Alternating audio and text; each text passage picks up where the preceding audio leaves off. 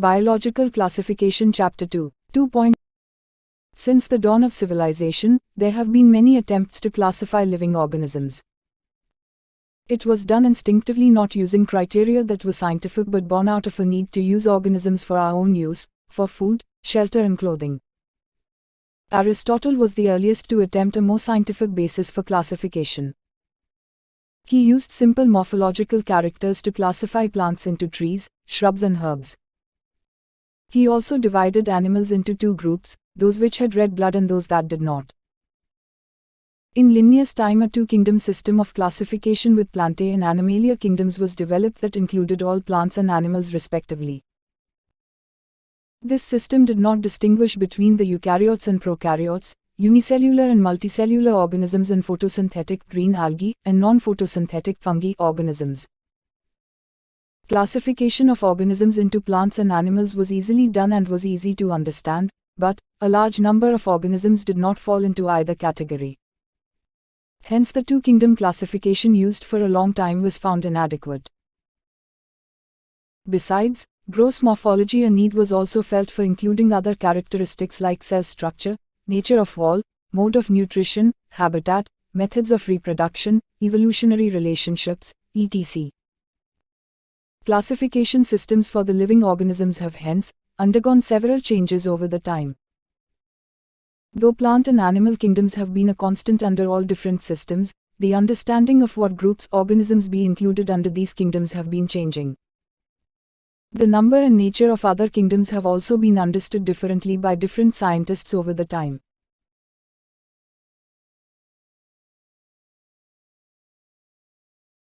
H. Whittaker 1969 proposed a five-kingdom classification.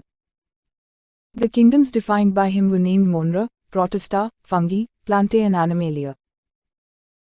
The main criteria for classification used by him include cell structure, body organization, mode of nutrition, reproduction and phylogenetic relationships.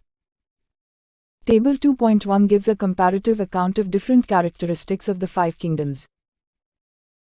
The three-domain system has also been proposed that divides the kingdom Monera into two domains, leaving the remaining eukaryotic kingdoms in the third domain and thereby a six-kingdom classification.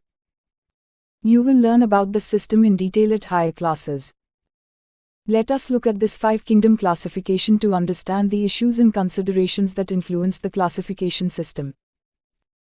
Earlier classification systems included bacteria, blue-green algae, fungi, mosses, ferns, gymnosperms and the angiosperms under plants. The character that unified this whole kingdom was that all the organisms included had a cell wall in their cells. This placed together groups which widely differed in other characteristics. It brought together the prokaryotic bacteria and the blue-green algae cyanobacteria with other groups which were eukaryotic.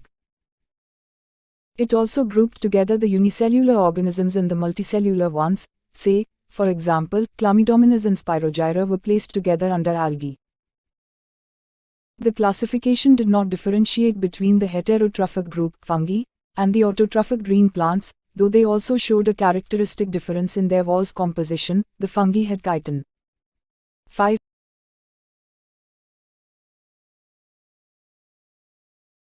And their walls, while the green plants had a cellulosic cell wall. When such characteristics were considered, the fungi were placed in a separate kingdom, kingdom fungi. All prokaryotic organisms were grouped together under kingdom Monera and the unicellular eukaryotic organisms were placed in kingdom Protista. Kingdom Protista has brought together Chlamydomonas, chlorella, earlier placed in algae within plants and both having cell walls, with Paramecium and amoeba, which were earlier placed in the animal kingdom which lack cell wall. It has put together organisms which, in earlier classifications, were placed in different kingdoms. This happened because the criteria for classification changed. This kind of changes will take place in future too, depending on the improvement in our understanding of characteristics and evolutionary relationships. Over time, an attempt has been made to evolve a classification system which reflects not only the morphological, physiological and reproductive similarities, but is also phylogenetic, i.e., is based on evolutionary relationships. In this chapter we will study characteristics of kingdoms Monera, Protista and fungi of the Whittaker system of classification. The kingdoms Plantae and Animalia, commonly referred to as plant and animal kingdoms, respectively, will be dealt separately in chapters 3 and 4. Spore flagellum. Kochi bacilli spirilla vibri. 1 Kingdom Monera. Bacteria are the sole members of the kingdom Monera. They are the most abundant microorganisms. Bacteria occur almost everywhere. Hundreds of bacteria are present in a handful of soil. They also live in extreme habitats such as hot springs, deserts, snow and deep oceans where very few other life forms can survive. Many of them live in or on other organisms as parasites. Bacteria are grouped under 4 categories based on their shape: the spherical coccus plural, Kochi the rod-shaped bacillus plural, bacilli the comma-shaped vibrium plural, vibrio and the spiral spirillum plural. Spirilla, Figure 2.1. Though the bacterial structure is very simple, they are very complex in behavior. Compared to many other organisms, bacteria as a group show the most extensive metabolic diversity. Some of the bacteria are autotrophic, i.e., they synthesize their own food from inorganic substrates. They may be photosynthetic autotrophic or chemosynthetic autotrophic. The vast majority of bacteria are heterotrophs, i.e., they depend on other organisms or on dead organic matter for food. 2.1.1 Archaebacteria. These bacteria are special since they live in some of the most harsh habitats such as extreme salty areas, halophiles, hot springs, thermoacidophiles, and marshy areas, methanogens.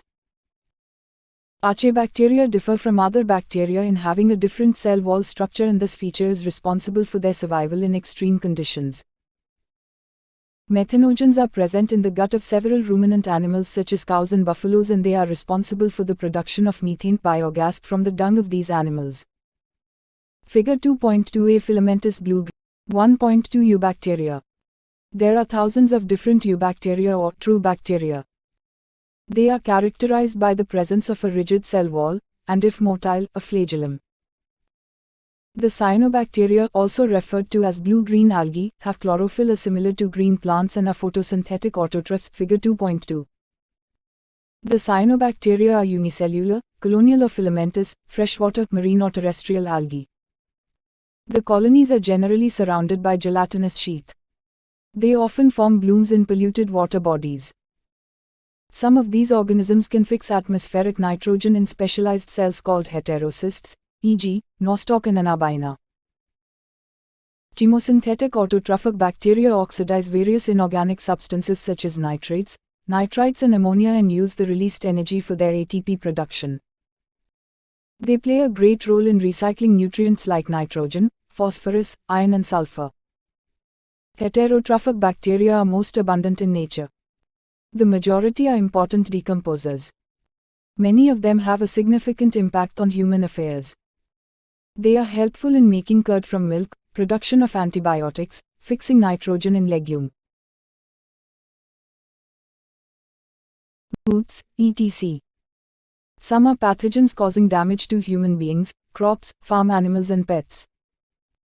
Cholera, typhoid, tetanus, citrus canker are well-known diseases caused by different bacteria. Bacteria reproduce mainly by fission. Figure 2.3. Sometimes, under unfavorable conditions, they produce spores. They also reproduce by a sort of sexual reproduction by adopting a primitive type of DNA transfer from one bacterium to the other.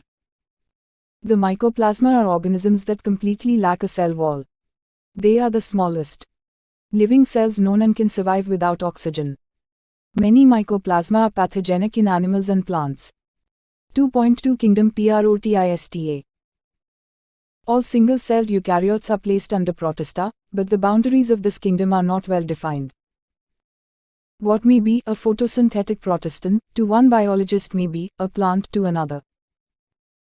In this book we include chrysophytes, dinoflagellates, euglenoids, slime molds and protozoans under Protista.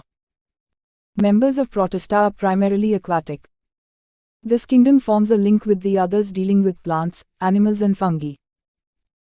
Being eukaryotes, the protist cell body contains a well-defined nucleus and other membrane-bound organelles. Some have flagella or cilia. Protists reproduce asexually and sexually by a process involving cell fusion and zygote formation. 2.2.1 Chrysophytes. This group includes diatoms and golden algae desmids. They are found in fresh water as well as in marine environments. They are microscopic and float passively in water currents plankton. Most of them are photosynthetic. In diatoms, the cell walls form two thin overlapping shells, which fit together as in a soap box.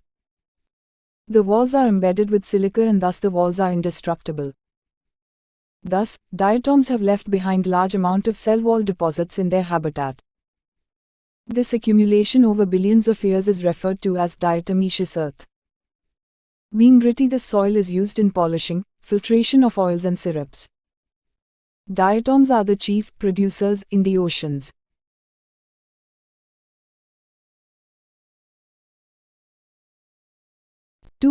Dinoflagellates. These organisms are mostly marine and photosynthetic. They appear yellow, green, brown, blue or red depending on the main pigments present in their cells. The cell wall has stiff cellulose plates on the outer surface. Most of them have two flagella. One lies longitudinally and the other transversely in a furrow between the wall plates. Very often, red dinoflagellates, example, Gonulix, undergo such rapid multiplication that they make the sea appear red tides. Toxins released by such large numbers may even kill other marine animals such as fishes. 2.2.3 Euglenoids. Majority of them are freshwater organisms found in stagnant water. Instead of a cell wall, they have a protein-rich layer called pellicle which makes their body flexible. They have two flagella, a short and a long one. Though they are photosynthetic in the presence of sunlight, when deprived of sunlight they behave like heterotrophs by predating on other smaller organisms. Interestingly, the pigments of euglenoids are identical to those present in higher plants. Example, Euglena, figure 2.4b.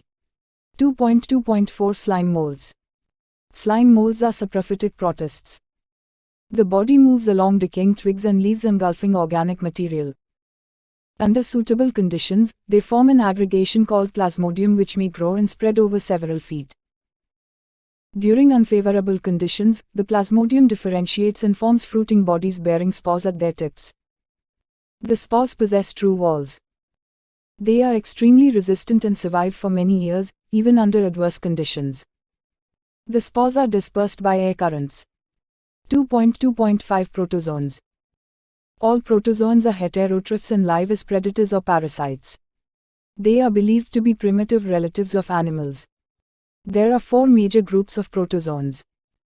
Amoeboid protozoans. These organisms live in fresh water, seawater or moist soil. They move and capture air prey by putting out pseudopodia, false feet, as in amoeba. Marine forms have silica shells on their surface. Some of them, such as entamoeba, are parasites. Flagellated protozoans. The members of this group are either free-living or parasitic. They have flagella. The parasitic forms cause diseases such as sleeping sickness. Example, trypanosoma. Ciliated protozoans. These are aquatic, actively moving organisms because of the presence of thousands of cilia. They have a cavity, gullet, that opens to the outside of the cell surface. The coordinated movement of rows of cilia causes the water laden with food to be steered into the gullet. Example, Paramecium, figure 2.4d. Sporozoans. This includes diverse organisms that have an infectious spore-like stage in their life cycle. The most notorious is Plasmodium, malarial parasite, which causes malaria, a disease which has a staggering effect on human population.